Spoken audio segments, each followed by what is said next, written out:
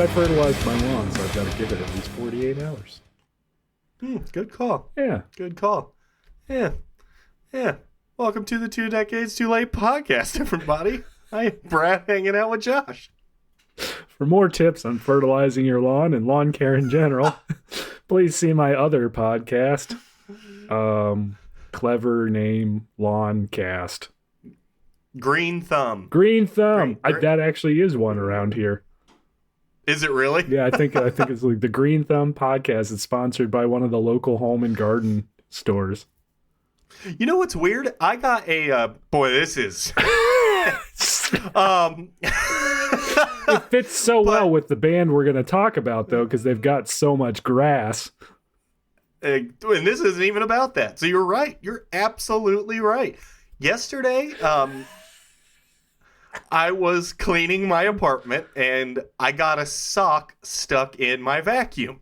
Like you do. Sure. I had a sock apparently underneath my couch. And when I looked up how to get that, like where it was just kind of tough I couldn't get anything to reach it. It popped up a vacuum store in, why am I blanking on the actual city you live? Canton. It brought up the number one result was a vacuum store in Canton, Ohio, and he gave me a really cool trick on how to get the sock out. That's super cool. Yeah, it was exactly what I needed. I need to go check out this vacuum store. Yeah, man. Like he walked me through how to completely disassemble like my entire vacuum, and then what you do is you flip it upside down and like create like a vacuum over the wrong side to where the vacuum sucks the sock out the other direction. That's amazing. And I was like, that's brilliant. Yeah.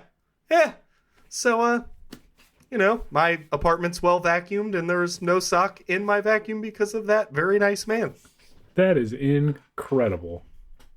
Unless he's a terrible person and you know who I'm talking about, then I don't endorse this person at all. But knows his way around a vacuum. Yeah, for sure. For sure. But yeah, speaking of vacuums. Speaking of vacuums, did we? Yeah, this is the podcast in which we rate and review... in which we review an album that's turning 20 years old, mostly metal for whatever it's worth. Josh and I each give a rating of 1 to 5 to 4 different parameters for an individual maximum point total of 20 and a combined maximum point total of 40. Josh, what are we reviewing this week? This week we are going to Europe to review Reckoning Night from the band Sonata Arctica. They not Iron Maiden. They are Sonata Arctica. They are from Finland. They are from Finland. But yeah, Sonata Arctica from Kemi, Finland. This surprises me. They were only active for 9 years at this point. They formed in 1995. I would have put them in like the 80s with Blind Guardian. For sure. Man, does Blind Guardian go back to the 80s? Do they not? Hansi Kirsch is like 70 years old, maybe. I don't know why that's so funny to me. They started in 1984. My God. Yeah, they've been around a long time. It is funny that anytime, I guess we've only done one other arguably power metal record, and that was Into Eternity. And oh, yeah. It's got power metal like stuff. I wouldn't call it a straight up power metal album. This is power metal up your fucking ass. Yes, it is. You take your log and anyway, full blown power metal colonoscopy. Yeah. But yeah, started in 1995 as Tricky Beans, which seems way more British than Finnish, but they were Tricky Beans from 95 to 97. And then Tricky Means. It's so stupid. It's so stupid. Like it's the dumbest shit I've ever. Tricky Beans and Tricky Means. Tricky Means from 97 to 99. Wait, you changed your name from Sean to Sean? No wonder he found you. But this band actually did that stupid shit. And then settled squarely on Sonata Arctica in 99. Which is one of the coolest band names of all time. Really I don't know how you get from Tricky Beans. Tricky Beans sounds like a toy you would order off of like Cartoon Network in 1993. Like, you know what I mean? You would have to mail in box tops from cereal. Yes, you would. To get your Tricky Beans. Or that's like a really early on like clone of Monty Python, like some other trope, like troupe trying to do a Monty Python bit, like, oh, what Tricky Beans? Yeah. Stupid. I hate it. I hate it so much. It's so dumb. Anyway, I'll stop. In 1999, they released Ecliptica under the name Sonata Arctica, which is their first studio release album. Followed it up in 2001 with Silence, and then again in 2003 with Winterheart's Guild. So kind of prolific. They're just cranking out albums. Still active. I think they had an album this year. I haven't listened to it, but I haven't either. It's out there. Spotify doesn't understand this band at all. Like, the album years are just completely wrong and out of order. And like, yeah, it was actually hard to find this kind of like. That kind of happens with bands like this, though. Like Blind Guardian's kind of the same way, because they do like a release and then a Japanese release and then a special edition release and then a live album. And then they're just it's insane throwing music at you left and right. And you know what's weird? Like, I'm really happy bands like this tend to make a lot of live stuff because they're so impressive. That's true. Like, you're not hiding, like, man, that whole, like, I know it's not even the right album, so forgive me for that, but I went down I just listened to that live album after I was done with Reckoning Night. But, like, Victoria's Secret, that break with the keyboard and then the guitar over it as a harmony, and it's just, that shit is crazy. It is just like that. These dudes are really good at being super technically like proficient, but while also having tons of melody and not like sounding like you're just being assholes to be assholes. Right. Like, yeah, it's really cool. The All Music Review kind of alludes to that to a certain extent with like, hey, it's really easy to fall into power metal and symphonic metal tropes, and somehow these guys avoid it while still doing it. That's what you want from a power metal band, right? Or at least that's what I want from a power metal band. I want a power metal band to do exactly what I want them to do, but without being too cheesy about it. Exactly. Yeah. And these dudes are super good at that. They definitely jump rope that line. Yeah. Which I will say, the one thing that I bet power metal, because I don't listen to a bunch of it anymore, you know what I might do? I might just do like a power metal day, because I don't like half the announcers in the NFL, so I generally like put music on. There you go. And just go down that, like, what was the one high? The word high was in the, or fire. High on Fire? High on Fire is a great band, and they are not power metal, but super good. Firewind. What am I thinking of? Firewind. So good. Dude. I love they're another one. Firewind. Yeah, and some like old Master Plan. Throw them in there. Oh yeah, dude. You are gonna some have Power a Wolf. time. Yep. And some Power Glove. Oh, dude. That's gonna be this is ColecoVision all over again. It is gonna be sick. ColecoVision. But so I mean, I don't like doing this too much. I feel like I do it way too often, if I'm being really honest. But like, this is one of those albums that if you like power metal, man, you're gonna have such a good time. You are. You're just gonna have a great time. Yeah, you have a great time. And I mean, there's no reason not to do that. That's what they are. That's what they're good at, and they are good at it. So, and like, if you don't like power metal, there's not a whole lot here for you. You might be able to dip into this or that, but honest to God, Like, it's just, if you don't like power, I mean, maybe if you're super into ballads, you could get into one or two of these. I was gonna say there's some ballads on here that maybe like even if you just like 80s kind of glam ballads, they're not so dissimilar. No. So I mean, you could maybe find some stuff, but even this album compared to some of their others doesn't have like a straight up ballad song. No. Like Shamandali's probably the closest. Well, for sure, 100%, and it's close. It is. It's like close. It's real close, real fucking close. Yeah. I have no idea what I was gonna say. Man, I can't believe they started out as Tricky Beans. It's absolutely bonkers. Yeah. This album was released by Nuclear Blast, which is unsurprising. They're European. Nope. I didn't realize that Nuclear Blast was a German record label. Yeah. I found that out doing this. The album is 55 minutes long and 55 minutes of power metal. Like, what can power metal runs long. Yeah, I mean, it's, you're not, I'm just telling you, if you know, you're not going to be surprised by a thing. Right.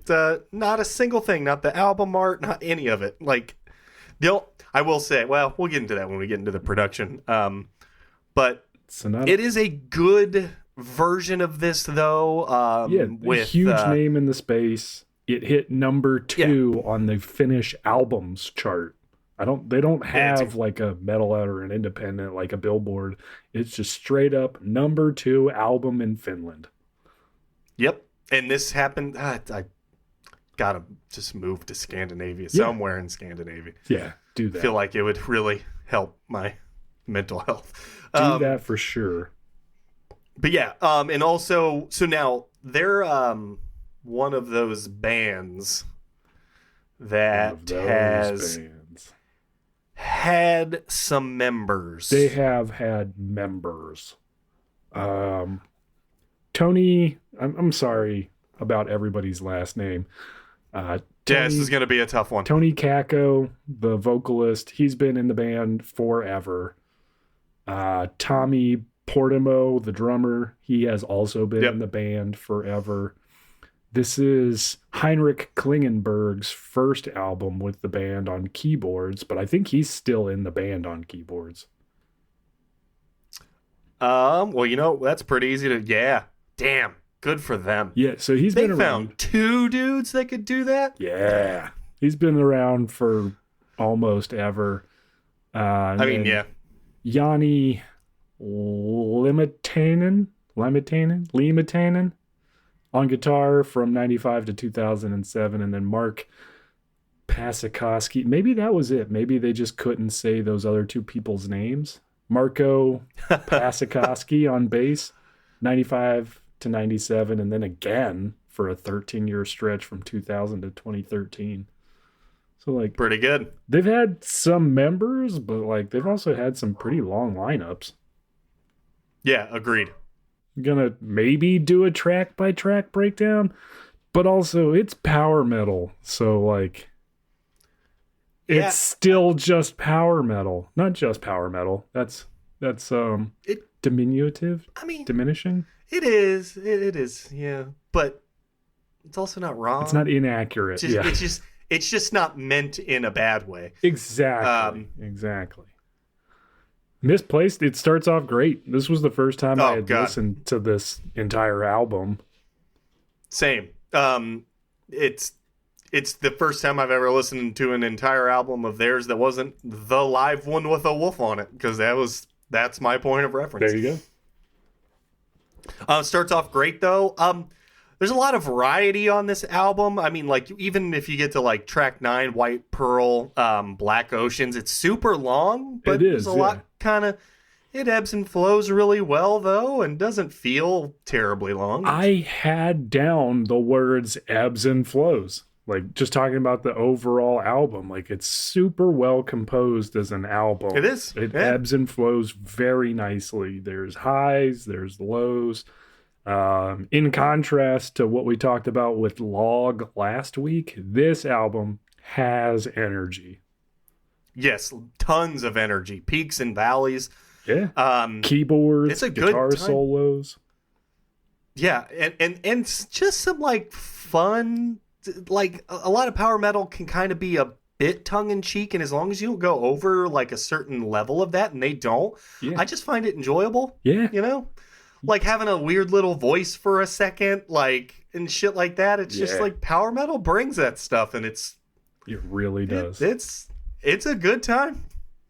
It is a really good time. And yeah, the weird little voice you mentioned, like I think most of that is Henrik Klingenberg on this album. So the brand new keyboard player does the deep backing vocals and the harsh vocals on Wildfire.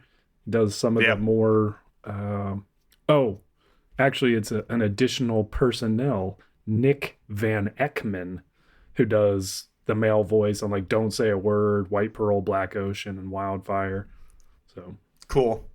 Again, very few genres of music bring on a dude to have, or a person to have like a speaking voice thing. But power metal does it, man. That's why honestly you could almost argue that, oh God, I'm realizing that people are probably not going to like this. Maybe they don't. I'm scared of what I'm about to say because for some reason people really seem to listen to our Cradle of Filth episode. But even though Cradle of Filth is like an extreme metal band that is probably at times or for the most part most closely related to symphonic black metal, but they're really like a extreme power metal band. They do weird shit. They get the guy to talk on the thing. They do it's a little proggy, but not proggy, but like doing different stuff.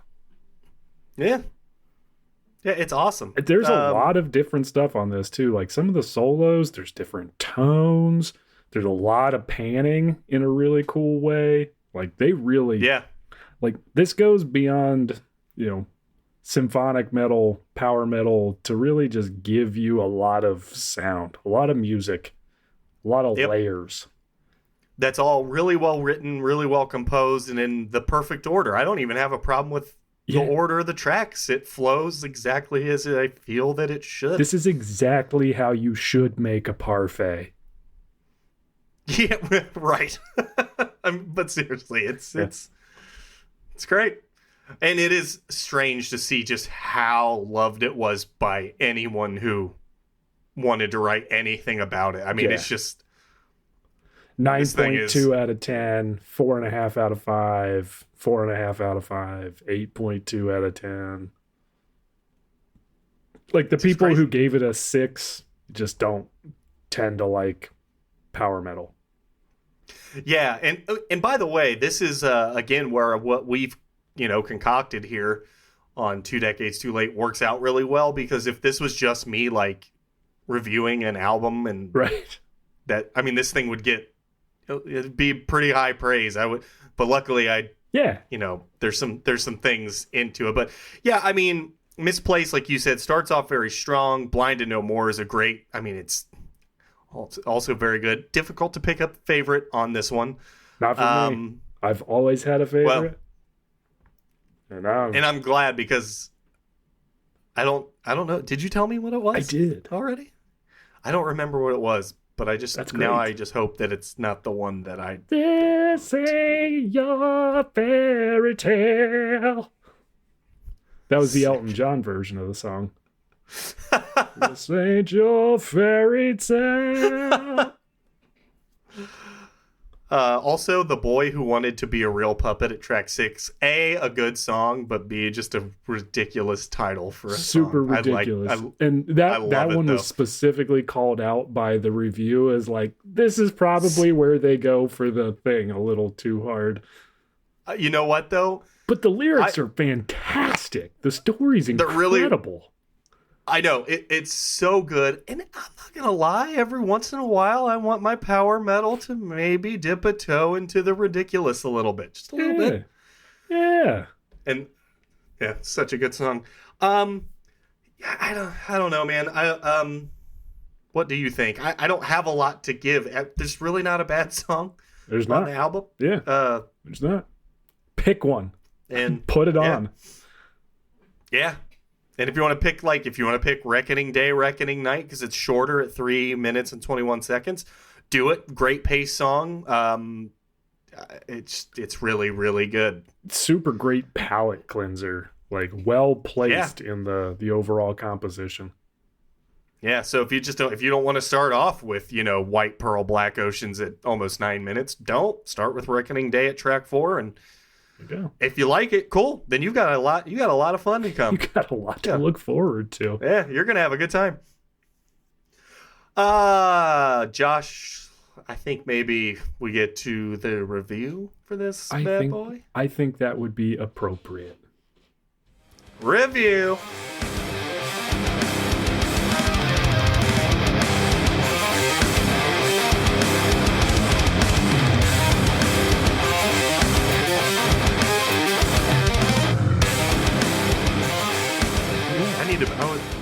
I want to be a fucking game show announcer. But Brad, what did you think of the album artwork? Here's the thing. If you can indulge me, would you mind going first?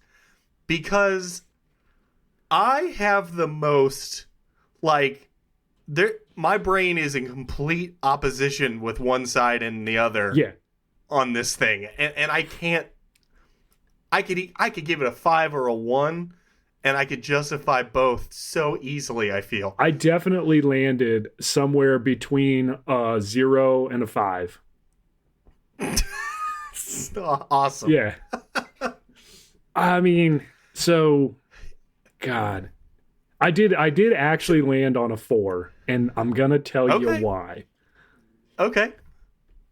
I docked it a point because it's somewhat ridiculous, and I don't love the font for the actual album title, Reckoning Night. I think it stands out a little too much, and it just doesn't blend well with the rest of the band logo. The band logo is placed really well. I like the gradient on the coloring. I like the lighthouse in the background. I like the giant moon in the background. I like that but it's all so well done that it comes together. I don't love that the ocean is reaching up to create wolves, but I also love that they used the wolf sound on the CD. Yeah, they did. They've got Reckoning Day, Reckoning Night, which kind of sounds like a journey at sea. There's some peril in there. I love the red coloring because it's like red sky at night, red sky in the morning. The ship. Man. I landed on a 4 because I think it goes with the album so well. And it's also enough ridiculous to where this is a power metal album without crossing the line of just being called Power Wolf. Sorry, Power Wolf, but it's a little on the nose. Yeah, it is. It is.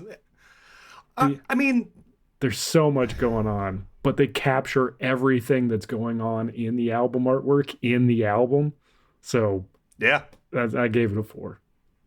Okay, that's awesome. All right, definitely a 4 then, because I agree with all of it. Because I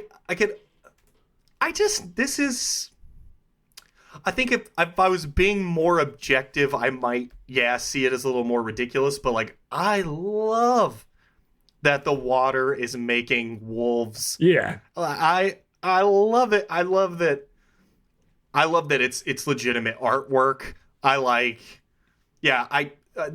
one thing, if I could change anything about it, it would be the album title. It's dumb. It's not dumb. That's a little harsh. It could have been blended in a little the better. Whole thing could be less clip arty. It is compiled well and layered pretty well, but if the same person who did In Sephirum had done this, Which I don't know that I found out who did this album artwork. Jan, I'm guessing Jan Pitkanen. He's an artist / designer from Finland. It's not weird. Huh. That's not weird. Makes perfect sense. He did the Silence album artwork. He did artwork for Norther. Oh, shit. He did artwork, all of Sonata Arctica. All of it. He's sick. Good for that. Good for that dude. Nightwish, the best of. Huh. Yeah, he's done some stuff. So power metal, dude. Power metal, awesome. Dude. All right. Well, I'm glad we found him because it's a good effort, man. It's good. Which is represented nicely here by a 4 from each of us. Yeah. What about the production then verse now? I gave the production a 5. And I did that because of everything that's going on. And I think everything is well mixed, well mastered. It's well featured when it needs to be and well blended when it doesn't need to be featured. And this is one of the first albums we've done in a little while that I didn't like immediately think like, oh, Jesus, that sounds so tinny. Like this has some heft to it. It's got some zap. Yeah, it's got... Oh, man. It's got that zip. Yeah, zap. It does. Yeah, and I don't think it could sound much better today, even. Yeah. That's where I disagree a little bit. I like everything else. Everything you said initially, I agree with. It's the now part. It does have that, like, 80s kind of feel to me a little bit with, like, what they're doing with the snare. And now they can't help this, but synth sounds so much better now. Yeah. You know what I mean? Yeah. Like, not the stuff that the keyboardist was actually playing, but there are some times where it has that, like, early... It sounds like Kansas. Yeah, a little bit. It doesn't dock it much for me, because I don't think it would sound a lot different now. It would just be more refined, so I'll give it... More polished. Yeah, a little more Polish. Yeah. Oh, I'm fighting between a 3 and a 4. I'll give it a 4. Because it is still, you're right. The level of sound they got is fucking like that heft you're talking about is seriously there. It is weighty. Yeah, I'll give it a 4. Yeah. Sick. Yeah. What would you say the impact at the time was?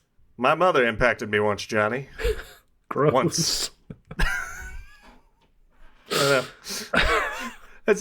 Has anyone seen Johnny Dangerously? Has anyone seen? Has anyone not? Dude, it doesn't exist now. No, I know. It's you cannot find it. I can't find my DVD. Damn it. Michael Keaton, if you're listening, please send Brad Keating it's close. A new copy of the movie Johnny Dangerously. Yeah, because, boy, that thing is like it never exists. I mean, the cast is no joke in that shit, too. Like, I'm surprised it has fallen into obscurity so hard. Yeah.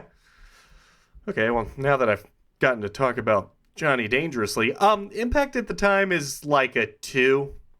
Yeah. I think I liked power metal at the time a lot. So this genre, I think at this time is like when I might have been in my most into power metal around... Yeah. There was a minute there where I got really into power metal. So the genre as a whole has always kind of had an impact, but I mean, the first thing I ever heard by Sonata Arctica was Victoria's Secret from the live album that came out in 2006, I think. Yeah. That's how I remember it anyway. So this wasn't even on my radar at the time. That's super fair. What about you? I gave it a 3, but I think I am going to down it to a 2, like you said, because I agree with all that. I probably heard Black Sheep first, but yeah, that's probably right. Like, that seems right. We were a few albums deep, like Ecliptica, Silence, Winterheart's Guild. Like I had heard songs from all of those, But it was always just like a song here and there. So to say the album was super impactful would be a bit of a misdirect or a misstatement. So yeah, I guess I have to give it a 2 if I'm being completely objective. Oh, we didn't mention the producer when we talked about it. Marcus Stager. Stager? Yeah. I would say that's close. Not super of note. I mean, he produced Sonata Arctica and some other power metal bands, but yeah, I just wanted to you got to give people their flowers. Hey, shout out, man. Yeah. Hell yeah. You know what? There's no way 2006 would have been the first time. Yeah, that There's can't no be right. way. Like, no, they were because definitely we really were on a DVD, and Black Sheep was the song. Yeah. Because those were on, I want to say those were like, we had songs from them on mix CDs almost maybe pre-driving or right around that time. Yeah. So more like 2003, 2004? Probably. Yeah, right in there. Okay, yeah, all right, fair enough. Right up in there. Well, see, right now up in I don't there, know if you right talked up in me your into impacted a 3. mother. Oh, God. Well, if I can count on anything, it's me being a little gross and you being way more gross. Speaking of which, how much did you enjoy listening to this album today? So this is one of those where I really wish we had set the precedent for a decimal, because this would be a 4.5 for me. But as we've done before, I'm going to give them the roundup, and I'm going to give them a 5. Like, I think again, some of the synth stuff can take you out of it for a minute if you're really paying attention, just because it sounds so 2004. Like you've got one of those, like, keyboards in your bedroom that you got for Christmas. A Casio. A Casio, exactly, yeah. It gives me like some Casio vibes at times, which, again, they couldn't help probably in 2004. I don't think there's anything you could have done. But yeah, I'll round up and give them a 5. What about you? I am also going to give them a 5 because it's a lot of fun. Like, the whole album's a lot of fun. It does have peaks and valleys. It stays pretty interesting for 55 minutes. Yep.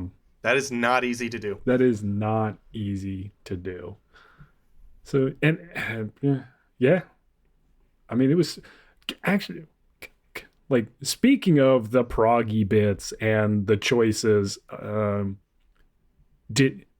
Misplaced definitely starts, comes to a screeching halt of nothingness, and then starts again, yes?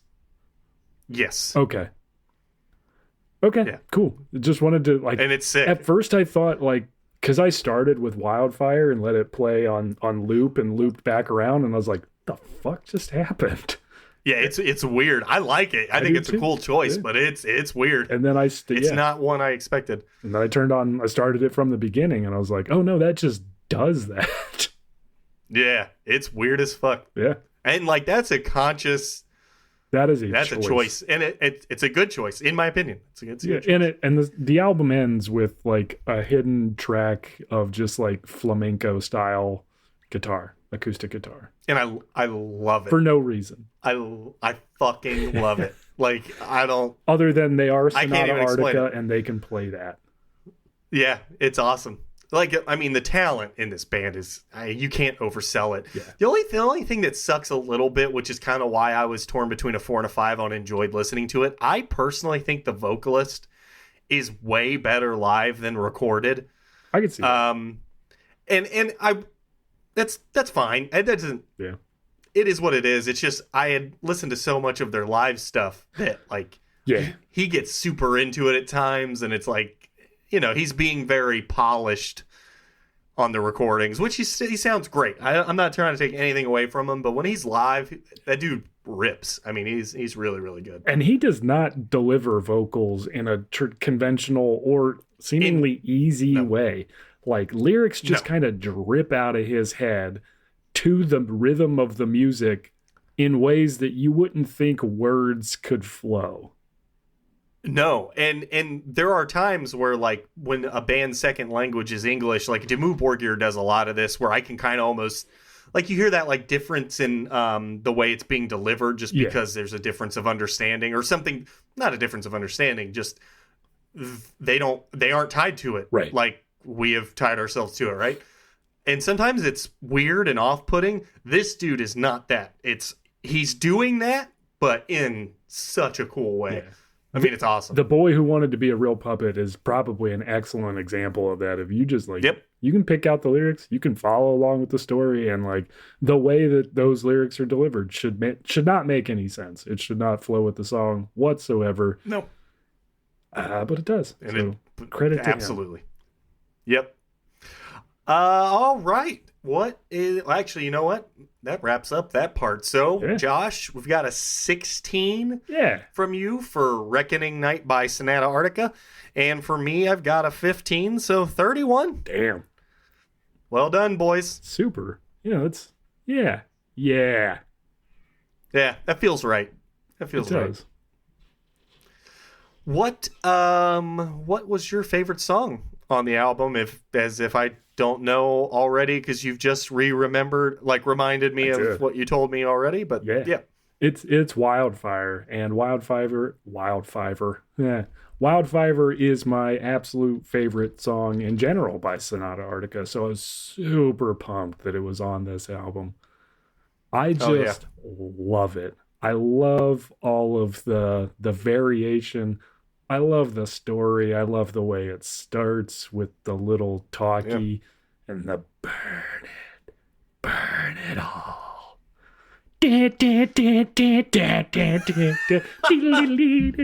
Keyboard. It's so good. And every man gets what no man deserves. Fuck yeah, dude. It's so good. I mean, it's so good. I couldn't love it more. What was yours? I don't understand how it can't be Wildfire, but what was yours? I mean, Wildfire's super good. So that's a really good call. I'm going with Don't Say a Word. That's also a good call. Yeah, I love it. I remember it from, it was one that I remembered when I turned on the live album. I picked it out. I was like, oh yeah, that one. Because it's, So I've liked it for a very, very long time. It was a tie between Wildfire and Misplaced and then Don't Say a Word, but that's fair. I think Don't Say a Word is a pretty good representation of a lot of what they do on the album overall. I would agree with you. Yeah. And worth noting, at least on YouTube Music, it is their most played song by a fairly sizable margin. Yeah, and it's so good. It is really good. The riff's crushing. There's a lot of vocal layering, different voices. The intro's sick. There's a lot to like. There is. and honestly, I could have picked, there's 5 or 6 songs that, depending on my mood or whatever, probably. It's not a fucking joke, man. They're not a joke. I feel like I don't hear about them. But they're just doing a great job the whole time. Yep. I don't understand why maybe they're not a little more out there, more present. But then you look up the crowds they're playing to, and it's like, it's insane. It's all of Finland. Absolutely insane. At once. It really might be all of Finland at once. All right, sick. Well, we will add those 2 songs to our Spotify playlist, TDTL Favorites. You can check us out on Instagram at TDTL_podcast. That's a thing you can do. Yeah, you should. Listen to Sonata Arctica. Do that. Yeah, definitely do that. They've just kept making music for, 30 years now, and it's all pretty dang good. If you haven't heard this album in particular, highly recommend. Lots of fun. Yep. Most of their albums are. I hope you listen to this and I hope you like it, because it doesn't just give you a new album to listen to. It gives you just a deep catalog. Yeah.